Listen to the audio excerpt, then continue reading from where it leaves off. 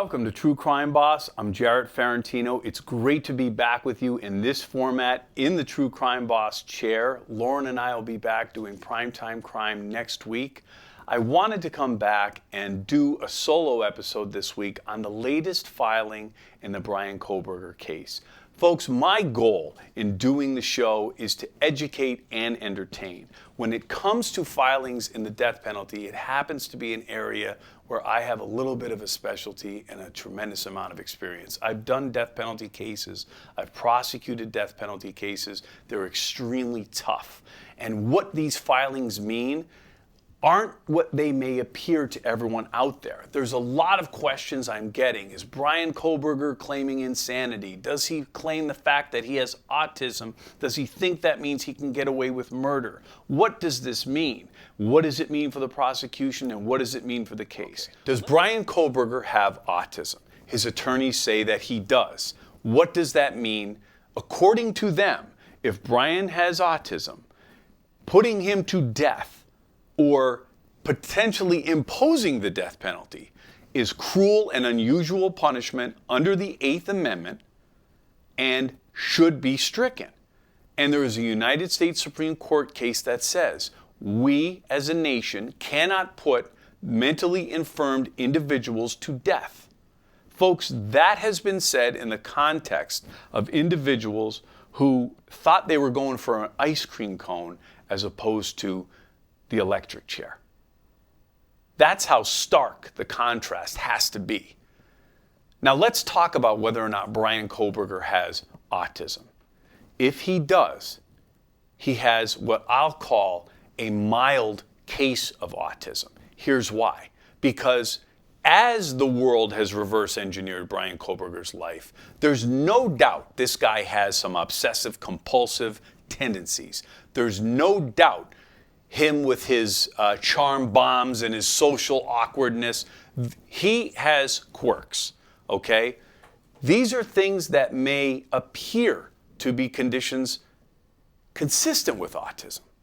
But at the same time, folks, Bryan Kohberger, whether or not he has autism, has completed and conducted himself lawfully in multiple ways. He's gone on to higher education.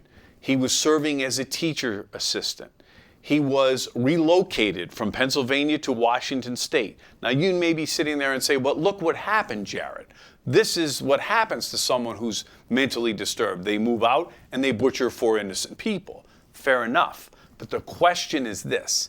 Does Bryan Kohberger, on the guilt phase of his case, and we'll talk about the 2 phases in a minute, does Bryan Kohberger have a mental condition so profound that he, A, would not be able to appreciate the fact that he murdered these individuals, was convicted for that, and is having the death penalty imposed as a result? That's really the question.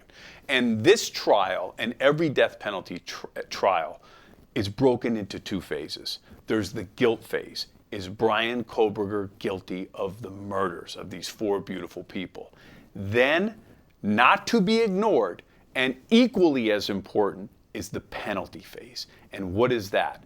That assumes the guilt phase is not going to go Bryan's way. Bryan is convicted of the 4 murders.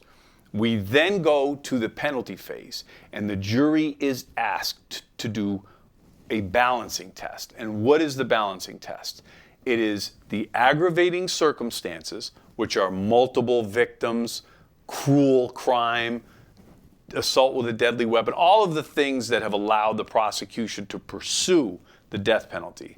And they're weighed against what are called mitigating factors. And what are mitigating factors?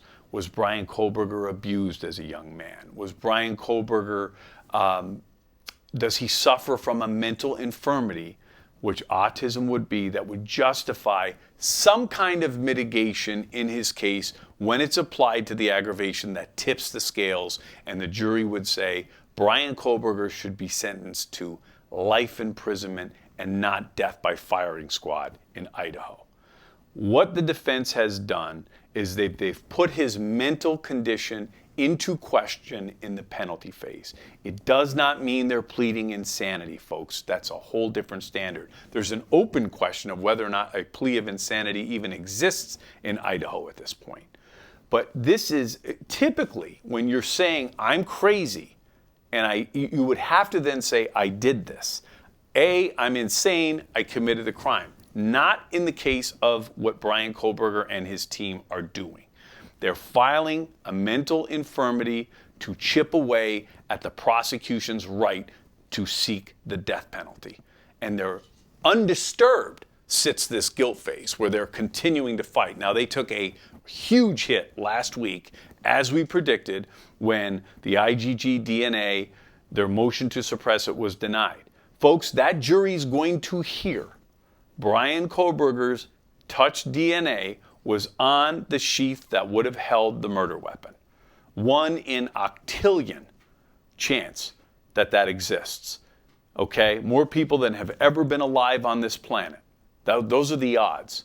And then you would say, well, let's assume somehow his DNA got there or was planted by somebody who was driving a white Hyundai and operating a cell phone with his phone number and has bushy eyebrows too. That's a hell of a lot of coincidence, if you ask me. As I've said since the beginning, I think Bryan Kohberger's lawyers are doing a fine job, but I think there's been a recognition that the tone and the temperature of this trial has changed dramatically with the suppression rulings. They know now this jury's going to hear Bryan Kohberger's DNA is on the sheath. And Bryan Kohberger has no connection to that place. And I know everybody's making a big deal of it. His DNA shouldn't be there then. It's that simple, folks. So we talk about what's left. Now, why would a defense do this? Why today, in March of 2025, are we getting this filing? Because if the defense attorneys are doing their job, and they appear to be, there's 2 major tasks here. One, they want to get Bryan Kohberger acquitted. They've said this. They believe in his innocence. The second is, if he's convicted, they want to save his life. And in order to do that, they have to do their job. If Bryan Kohberger is suffering from autism, then they have to make this argument.